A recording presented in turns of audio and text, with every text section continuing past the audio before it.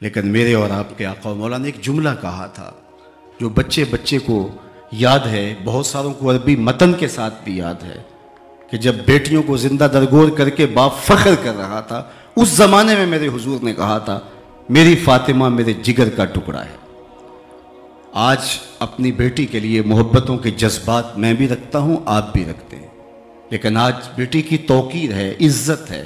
میں نے بوڑھے باپ کو مزدوری کرتے دیکھا ہے کہ میں نے اپنی بیٹی کے ہاتھ پیلے کرنے ہیں۔ جوان بھائی کو اوور ٹائم لگاتے فیکٹری میں دیکھا ہے کہ میں نے اپنی بہن کے ہاتھ پیلے کرنے ہیں۔ آج تو جوانیاں پردیس میں کاٹ دی جاتی ہیں کہ میں نے بیٹی اور بہن کی شادی کرنی ہے، لیکن وہ زمانہ تھا کہ جب بیٹی زندہ درگور کر کے باپ فخر کرتا تھا، اس زمانے میں میرے حضور نے کہا میری بیٹی میرے جگر کا ٹکڑا ہے۔ تو یہ صرف کلمہ محبت ہی نہیں ہے، یہ کلمہ جہاد بھی تھا۔ اس ظالمانہ سماج کے خلاف حضور علیہ السلام کلمہ حق تھا جو بلند کیا اور بتایا کہ بیٹی توقیر کے قابل ہوتی ہے۔ اور پھر نتیجہ کیا ہوا؟ حضور کی مجلس لگی ہے تو فرمایا کہ جو دو بیٹیاں یا دو بہنیں اللہ کی رضا کے لیے پروان چڑھائے اور ان کا خدا کی رضا کے لیے نکاح کر دے، قیامت کے دن وہ میرے ساتھ یوں ہوگا جس طرح یہ دو انگلیاں ہیں۔ تو مجلس سے ایک صاحب اٹھے، عرض کی حضور اگر کسی کی دو بیٹیاں نہ ہوں، اس کی ایک بیٹی ہو، تو فرمایا اس کو بھی یہ اعزاز ملے گا۔ تو ذرا غور کیجئے، کہاں بیٹیاں زندہ درگور کر کے باپ فخر کرتا ہے، اور کہاں جس کی ایک بیٹی ہے وہ آرزو کر رہا ہے کاش کہ میری بھی دو بیٹیاں ہوتی۔ یہ تھا وہ تغیر، یہ تھا وہ حضور کا لایا ہوا نظام حیات۔ بیٹی زندہ درگور ہوتی ہے، بہن کی توقیر نہیں ہے۔ ماں دنیا کی منڈی میں بکی ہے، کاس کے میلے میں 300 درہم میں 3 بھائیوں نے سکی ماں کو فروخت کی ہے۔ سوتیلی ماں تو ترکے میں بٹتی ہی بٹتی تھی، لیکن میرے حضور نے جنت کو کھینچ کے ماں کے قدموں تلے ڈال دی، کہا یہی تیری جنت ہے، یہی تیری دوزخ ہے، ان کی خدمت کرو گے تو تمہیں جنت نصیب ہوگی، اور ان کو ناراض کر لو گے تو جہنم کا ایندھن بن جاؤ گے۔ معاشرے کے وہ طبقے جنہیں کوئی پوچھتا نہیں تھا، انہیں عزت کی مسند پہ بٹھایا۔ مجھے بتائیے غلام کو کوئی پوچھتا تھا؟ غلام تو آقا کے اذن کے بغیر اس کا جوتا دھوپ سے اٹھا کے چھاؤں میں رکھ دے، آقا اس پہ بھی کوڑے مارتا تھا کہ تو نے میرا جوتا میرے اذن کے بغیر چھوا کیسے؟ تو ہوتا کون ہے؟ تجھے اپنی اوقات بھول گئی ہے؟ جس غلام کو آقا کا جوتا اس کے اذن کے بغیر چھونے کی اجازت نہیں تھی، میرے اور آپ کے آقا و مولا معراج پہ جاتے ہیں، واپس پلٹتے ہیں اور بلال حبشی کو بلا کے کہتے تو کون سا نیک عمل کرتا ہے؟ میں نے جنت میں تیرے قدموں کی آہٹ سنی ہے۔ کیا خیال ہے، اس ایک جملے نے دور غلامی کی ساری تھکن اتار نہیں دی ہوگی؟ اور غلام فرش سے اٹھ کے فراز عرش پہ نہیں پہنچ گیا ہوگا؟ غلام آقا کا جوتا نہ چھو سکے اور دو جہاں کا سردار کہے میں تیرے قدموں کی آواز سنتا رہا ہوں۔ قرآن بتاتا ہے فَذَلِكَ الَّذِي يَدُعُ الْيَتِيمَ، یہ وہ بد نصیب شخص ہے جو یتیم کو دھکے دیتا ہے۔ قرآن نے کوئی قصہ بیان، کہانی بیان نہیں کی، امر واقعی بیان کیا ہے کہ واقعتاً وہ اپنی یتیموں کو دھکے دیا کرتے تھے، اور میں نے تاریخ میں پڑھا ہے وہ یتیم کو منحوس خیال کرتے تھے، اسے کھانا تو دیتے تھے لیکن عزت نہیں دیتے تھے۔ سورہ الفجر کے اندر فرمایا کلا بل لا تکرمون الیتیم، تمہارا مسئلہ یہ نہیں ہے کہ تم یتیم کو کھانا نہیں دیتے، تم یتیم کو عزت نہیں دیتے ہو۔ انسان کی ضرورت اس کی عزت ہے، وہ عزت نفس کی تلاش میں مارا مارا پھرتا ہے۔ میرا وقار ہو، میں نظر انداز نہ کیا جاؤں، میں محبت سے دیکھا جاؤں، میرے لیے لوگوں کے دلوں کے اندر احترام کے جذبات ہوں۔ غریب کی مدد ضرور کیجئے گا لیکن کبھی بھی تحقیر سے نہ کیجئے گا۔ یہ لوگ اجتماعی شادیاں کرتے ہیں اور ایک لائن دلہنوں کی بیٹھی اور ایک قطار میں دلہے بیٹھے ہیں، اور مخیر حضرات اسٹیج پہ براجمان ہیں، اور جناب وہ قصیدے پڑھے جا رہے ہیں کہ بہت کام ہوا، 60 بچیوں کی شادی ہو رہی ہے۔ تو میں تو کہتا ہوں کہ میں تو ایسا منظر نہیں دیکھ سکتا۔ انسان کی زندگی میں 3 مراحل ایسے آتے ہیں جب وہ تمام لوگوں کی نظروں کا محور ہوتا ہے، جب وہ پیدا ہوتا ہے، جب وہ دولہا یا دلہن بنتے ہیں، اور جب وہ فوت ہوتا ہے اور سفید کفن پہنتا ہے تو سارا شہر اس کو دیکھنے آتا ہے۔ تو یارو تم نے ان کی یہ عزت بھی چھین لی، تمہیں اگر توفیق تھی تو ان کے گھر میں جا کے ان کے غریب ماں باپ کی مدد کرتے، وہ بیٹی گھر سے اٹھتی تو کتنی عزت ہوتی۔ تم نے ان کی غربت کا اشتہار لگایا اور ان کی غربت کا تماشا اڑایا۔ کاش کہ تم اس بات کا خیال کرتے کلا بل لا تکرمون الیتیم، یتیم کی عزت کی بات قرآن نے کی ہے، عزت نفس کی بات کی ہے. تو وہ یتیم کو کھانا تو دیتے تھے، لیکن کہا کہ وہ دھکے دیتے ہیں کہ وہ اپنے بیٹوں کے پاس نہیں بیٹھنے دیتے کہ اس کی نحوست کہیں تمہیں نہ لگ جائے. جہاں یتیم کو دھکے دیے جاتے ہیں وہاں میرے حضور کہتے ہیں میں اور یتیم کی کفالت کرنے والا قیامت کے دن ایسے ہوں گے جس طرح یہ 2 انگلیاں. بلکہ مجلس رسول سجی ہے، ہجوم عاشقاں ہے. اللہ کے محبوب تشریف فرمائے تو ایک شخص نے کہا حضور دعا کیجئے. کیا ہوا؟ میرا بیٹا گم ہو گیا، کئی دنوں سے مل نہیں رہا، تڑپ رہا ہوں، ماں کی ممتا الگ اداس ہے. تو قبل اس سے کہ حضور کے ہاتھ اٹھتے اور اجابت کے سارے در کھل جاتے، مجلس میں موجود ایک شخص جو دیر سے آیا تھا کھڑا ہو گیا. عرض کی حضور میں ابھی فلاں باغ کے قریب سے گزر کے آیا ہوں، میں نے بچوں کے ساتھ اس کا بیٹا کھیلتے ہوئے دیکھا ہے. باپ نے سنا تو دوڑ لگا دی. حضور نے فرمایا سے بلاؤ. بلایا گیا. بہت جلدی ہے. جی حضور آپ جانتے ہیں ایک باپ کے جذبات کیا ہوتے ہیں. کئی دنوں سے بچھڑا ہوں، آنکھیں ترس گئی ہیں، ماں الگ بے چین ہے، کئی دن سے کچھ کھایا اور پیا نہیں. میں چاہتا ہوں آنکھیں ٹھنڈی کروں اور ماں کے دکھی دل کو بھی قرار پہنچے. کہا ضرور جاؤ، میں تجھے روکتا نہیں، تمہارے جذبات سے بھی آگاہ ہوں، لیکن تمہیں بلایا ہے تو اس کی بھی ایک وجہ. جی حضور ارشاد کیجئے. فرمایا جب باغ کنارے جاؤ اور بچوں کے ساتھ اپنے بیٹے کو کھیلتا ہوا دیکھو، اس کو بیٹا بیٹا کہہ کے آواز نہ دینا، اس کا نام لے کے پکارنا. عرض کی حضور میرا بیٹا ہے، اگر بیٹا کہہ کے پکاروں تو حرج بھی کیا ہے؟ فرمایا تم کئی دنوں سے بچھڑے ہو، تمہارے لہجے میں بلا کا رس ہوگا اور تم نہیں جانتے، ہو سکتا ہے کھیلنے والوں میں کوئی یتیم بھی کھیل رہا ہو. اور جب تم اپنے بیٹے کو بیٹا کہہ کے پکارو گے تو یتیم کا دل دکھ جائے گا. میرا باپ ہوتا تو مجھے بھی یوں مد بھرے لہجے میں پکارتا. تو کہا یہ شوق گھر جا کے پورا کر لینا. بیوہ کے سامنے بیوی سے ملاطفت کرنے سے منع کیا گیا، یتیم کے سامنے اپنے بچے سے پیار کرنے سے روکا گیا. بلکہ فرمایا اپنے گوشت کی خوشبو سے غریب ہمسائے کو تکلیف نہ دو، یا تو تھوڑا سا پانی زیادہ ڈال لو اور شوربے کی ایک پیالی ہمسایوں کے گھر بھی بھیج دو. اور اگر آپ ایسا نہیں کرتے تو ایسے زاویے میں اس انداز میں وہ کھانا پکاؤ کہ غریب تک اس کی مہک نہ پہنچ پائے. غریب کے بچے ضد کر بیٹھے اور وہ پوری نہ کر سکا، ان بلکتے بچوں کے آنسو کون پوچھے گا؟ وہ کیا کسی نے کہا تھا نا، دوپہر کو سلا دیتی ہے بچوں کو وہ اس ڈر سے گلی میں پھر کھلونے بیچنے والا نہ آ جائے. ہم نے کبھی عشق رسول کا یہ پہلو بھی دیکھا؟ صاحب میرے نعروں سے تو زمین پھٹتی ہے، آسمان کو چیر دیتا ہوں، لیکن میرا ہمسایہ مجھ سے دکھی ہے. میں لوگوں کے لیے اذیت کا سامان بنا ہوں، میں شعلے اگلتا ہوں. میرا طرز زندگی مخلوق خدا کے لیے دکھ اور اذیت کا سامان بن کے رہ گیا ہے. میں اپنے رشتہ داروں سے قطع تعلق کر چکا ہوں، میں دوستیاں توڑ چکا ہوں. صاحب آپ عاشق رسول نہیں ہوتے، آپ کچھ اور ہوتے ہیں. حضور علیہ الصلوۃ والسلام نے فرمایا کہ اس کے سامنے بیٹے کو بھی بیٹا کہہ کے نہیں پکارنا، یہ شوق گھر جا کے پورا کر لینا. یہ میرے حضور کا دیا ہوا درس ہے. مجھے بتاؤ جس نے زندگی کا یہ جمال دیا ہے، انسانیت کو یہ حسن دیا ہے، اخلاقی اقدار کو ان بلندیوں تک پہنچایا ہے، کیا میں اس کا میلاد نہ مناؤں؟ میں اس کا ذکر نہ کروں؟ میں اس کے قصیدے نہ پڑھوں؟ ایک تو ہی ہوتے ہیں میری آساں دا سہارا، 10 کنوں کراں جے تینوں نہ کراں یاد. میں تو دم دم نام ان کا لیوں گا، میں تو جیوں گا تو ان کے لیے، میں تو مروں گا تو ان کے لیے. میں تو ان کا نام لوں گا تو میری روح سرشار ہوگی. مجھے زندگی کا کرینہ ہی انہوں نے دیا، مجھے جینے کا سلیقہ ہی انہوں نے دیا. زندگی کی ساری بہاریں اور سارا جمال حضرت انسانیت کے دامن میں ہے، وہ سارا میرے حضور کا دیا ہوا ہے.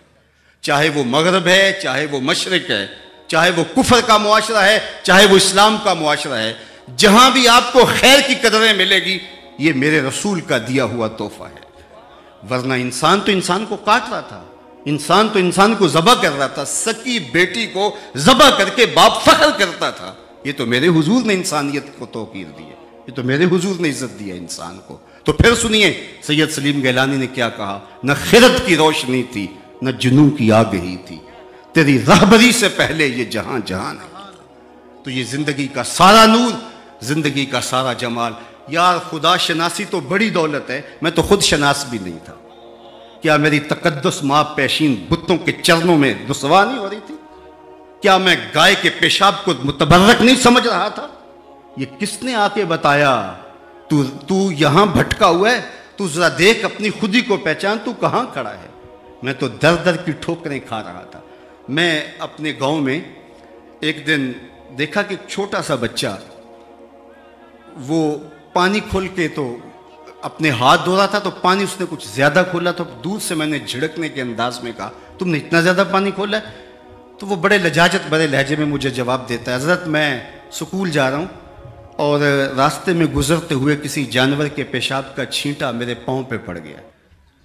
تو میں حیرت زدہ ہو گیا کہ یہ 6 یا 7 سال کا بچہ جو دوسری یا تیسری کلاس میں پڑھتا ہوگا، یہ اپنے پاؤں پر یا لباس پر یا ہاتھوں پر ایک جانور کے پڑے ہوئے غیر مری چھینٹوں سے بھی گریز کر رہا ہے، اور دوسری جانب ایک شخص گائے کے پیشاب کو متبرک سمجھ رہا ہے۔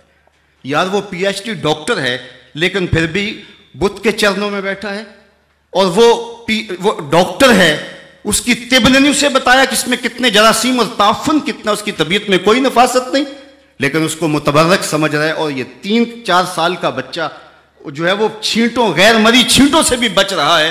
تو اندر سے آواز آئی، وہ ہے ڈاکٹر لیکن اس کے ہاتھ میں دامن میرے حضور کا نہیں، اور یہ ہے 6-7 سال کا بچہ، لیکن ماں نے گٹی ہی حضور کے پیار کی دی۔ نہ خرد کی روشنی تھی، نہ جنوں کی آگہی تھی، تیری رہبری سے پہلے یہ جہاں جہاں نہیں تھا۔ میں خود آشنا بھی نہیں تھا، میں اپنی پیشانی کو بتوں کے، اپنے ہاتھوں سے تراشے ہوئے بتوں کے سامنے میں جھک رہا تھا۔ بارگاہ رسالت مآب میں ایک شخص حاضر ہوتا ہے، عرض کرتا ہے جاہلیت کے زمانے کی 2 باتیں ہیں، ایک یاد آتی ہے تو آنسو نہیں رکتے، ایک یاد آتی ہے تو ہنسی نہیں تھمتی۔ کہا وہ 2 کون سی باتیں ہیں؟ کہا وہ بات جو یاد آتی ہے تو آنسو نہیں رکتے، وہ یہ تھا کہ میں ایک لمبے سفر پہ تھا، واپس آیا تو میرے گھر میں بیٹی کھیل رہی تھی، کئی سالوں کے بعد پلٹا تھا، تو میری بیوی نے اس ڈر سے کہ کہیں زندہ درگور نہ کر دے، تو اس کے توتلے لہجے میں میرے لیے پیار بھرے، محبت بھرے کلمات رکھ دیے تھے، اور وہ آتے ہی میں جو ہی پہنچا تو وہ میری ٹانگوں سے لپٹ گئی اور یا ابتا ہو کہہ کے مخاطبہ کرنے لگی، لیکن میں اندر سے آگ بھگولا ہو گیا اور گھور کر کے بیوی کو دیکھا، گویا میں نے اشاروں سے کہا ایک تو نے سانپ کو جنم دیا ہے اور دوسرا اس کو باتیں سکھائی ہیں۔ خیر موقع کی تلاش میں تھا اور میں اس کو اٹھا کے لے گیا اور صحرا میں گڑھا کھودنے لگا۔ میری بیٹی کو نہیں پتا تھا کہ یہ سب کچھ کیوں ہو رہا ہے۔ گرمی کی شدت تھی اور مجھے بار بار پسینہ آتا تھا، اور اپنے ننھے سے ڈوبٹے تھے میرے ماتھے کا پسینہ صاف کرتی تھی۔ میرا دل نہیں پسیجتا تھا۔ جب گڑھا کھود لیا اور میں باہر نکلا تو میری بیٹی کے چہرے پر طمانینت آئی، اور میں سوچا یہ کیوں اتنی خوش ہوئی ہے، تو میں نے اسے پوچھا اتنی خوش کیوں ہوئی ہو؟ تو کہنے لگی کہ میرے باپا کی مصیبت ختم ہوئی، اس کی مشقت ختم ہوئی۔ میرا دل پسیجا، لیکن ان ظالمانہ رسوم کا جکڑا ہوا شخص تھا، میں نے اس کو اندر اس کے دھکا دے دی، اور پہلے تو وہ کھیل سمجھتی رہی اور میں مٹی ڈالتا رہا، لیکن جب اس کا بدن اس میں دبنے لگا اور سانس گھٹنے لگی تو وہ ننھے ہاتھ جوڑنے لگی اور زندگی کی بھیک مانگنے لگی، اور میں مٹی ڈالتا رہا۔ آج اسلام لایا ہوں تو اس کی چیخیں مجھے سونے نہیں دیتی۔ وَأَيْنَا رسول اللہ تذرفان، حضور کی چشمان میں بھی آنسو تھے۔ کسی نے اس کو گھورتے ہوئے کہا کہ تو نے اتنا دردناک واقعہ سنایا ہے، حضور دکھی ہو گئے ہیں۔ تو اس نے کہا کہ حضور نے فرمایا کہ ارشاد کیا کہ اس کو سنانے دو، اس کو کہنے دو۔ تو کہا یہ وہ واقعہ ہے کہ جو میں جاہلیت کے زمانے کا یاد آتا ہے تو آج آنسو نہیں تھمتے، اور دوسرا واقعہ جب یاد آتا ہے تو میری ہنسی نہیں رکتی، اور وہ یہ تھا کہ میں ایک سفر پہ گیا تو سفری بت ساتھ لیا، اور وہ پتھر کا بت تھا، اور اس کو اٹھایا تو سامان زیادہ بوجھل ہو گیا۔ تو میں نے کہا میں تو اپنے خدا کا بوجھ اٹھا کے تھک جاؤں گا، تو اس کو میں نے نکال دیا اور آٹا گوندھ کر کے اس میں ایک چھوٹا سا بت تیار کر کے خشک کر کے اس کے اندر رکھ دیا، اور سفر چلتا رہا۔ راستے میں اوقات عبادت میں پوجا پاٹ بھی چلتی رہی۔ کہا سفر کا جو اندازہ تھا اس سے کوئی 2-4 دن سفر اوپر چلا گیا، تو بھوک اور میرا جو توشہ تھا وہ ختم ہو گیا اور میں بھوک کاٹنے لگا۔ 2-1 دن تو خیر میں نے گوارا کیا، لیکن جب میری برداشت سے کام باہر ہو گیا تو میں مجبور ہو کے اپنے خدا کو ہی نکالا اور اس کو پتھر رکھ کے کوٹا، اور پھر اس میں پانی ملایا اور پھر اس کو گوندا، پھر روٹی پکائی، اور پھر کھاتے ہوئے کہا میرے خدا اب کام نہیں آئے گا تو کب آئے گا، اب تو بھوک سے میری جان نکل رہی ہے۔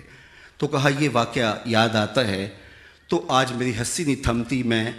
میں کیسا شخص تھا کہ ایک بے بس اور مجبور جو اپنے پجاری کو یہ بھی نہیں کہہ سکتا تھا آخر میں تمہارا خدا رہا ہوں، میرے پہ اتنا تو ترس کھاؤ، اپنے تاریک معدے میں ڈالو گے اور پھر گندگی کے ڈھیر پہ پھینک آؤ گے، جو مجھ سے اپنے دکھ کی کہانی بھی بیان نہیں کر سکتا تھا، مجھ سے احتجاج بھی نہیں کر سکتا تھا، وہ میرا معبود تھا۔ آج مجھے وہ واقعہ یاد آتا ہے تو میری ہنسی نہیں تھمتی۔ تو کیا میں اور آپ اگر حضور کی جلوہ گری نہ ہوتی تو آج پتھروں اور درختوں، حشرات الارض اور چوپایوں کو اپنا معبود نہ سمجھ رہے ہوتے۔ انسانیت کی تاریخ تو یہ ہے کہ یہ جو مچھلی پکڑنے کے لیے کیچوا لگایا جاتا ہے، کسی زمانے میں یہ بھی انسان کا معبود رہا ہے۔ یہ تو میرے حضور نے آ کے بتایا کہ یہ تیرے معبود نہیں ہیں، یہ تیری دہلیز کے نوکر ہیں، تو کائنات کا امام ہے۔ کانپتا ہے دل تیرا اندیشہ طوفان سے کیا، ناخدا تو، بحر تو، کشتی بھی تو، ساحل بھی تو، دیکھ آ کر کوچائے چاکے گریباں میں کبھی، کیس تو، لیلا بھی تو، صحرا بھی تو، محمل بھی تو، وائے ناکامی کہ تو محتاج ساقی ہو گیا، میں بھی تو، مینا بھی تو، مستی بھی تو، حاصل بھی تو، آہ کس کی جستجو آوارہ رکھتی ہے تجھے، راہ تو، راہ رو بھی تو، رہبر بھی تو، منزل بھی تو، بے خبر تو، جوہر آئینہ ایام ہے، تو زمانے میں خدا کا آخری پیغام ہے۔ وہ جو درختوں کو پوچھتا تھا، جو ہواؤں کو پوچھتا تھا، بہتے پانیوں کو پوچھتا تھا، جو مٹی کے بنے مادوں اور پتھر کے بنے اصنام کو پوچھتا تھا، جو حشرات الارض اور کیڑوں مکوڑوں کو اپنا معبود سمجھتا تھا، اب اس کی بدلی ہوئی ٹون بھی دیکھیے۔ اب وہ بولتا ہے فرشتہ کہنے سے میری توقیر گھٹتی ہے، میں مسجود ملائک ہوں، مجھے انسان رہنے دو۔ یہ وقار، یہ عزت، یہ بانک پن کس نے دیا؟ جواب آئے گا میلاد والے رسول نے دیا۔ تو میں جیوں گا تو ان کا نام لوں گا، میں مروں گا تو ان کا نام لوں گا، زندگی کی ایک ایک سانس ان کے نام وقف رہے گی۔ اقبال کے سارے کلام کا رس نچوڑیں تو خلاصہ یہ نکلتا ہے کہ محمد سے وفا تو نے تو ہم تیرے ہیں، یہ جہاں چیز ہے کیا، لوح و قلم تیرے ہیں۔ اقبال کہتے ہیں حضور کے ہو جاؤ، پھر قلم بھی تمہیں دے دیں گے، تختی بھی تمہیں دے دیں گے، جو لکھنا ہوا خود لکھ لینا، پھر تمہاری تقدیر کے فیصلے کہیں اور نہیں ہوں گے، بلکہ خدا بندے سے خود پوچھے گا بتا تیری رضا کیا ہے۔ لیکن شرط ہے کہ ان کے ہو جاؤ۔ وَأَنْتُمُ الْأَعْلَوْنَ إِن كُنتُم مُؤْمِنِينَ وَآخِرُ دَعْوَانَا أَنِ الْحَمْدُ لِلَّهِ رب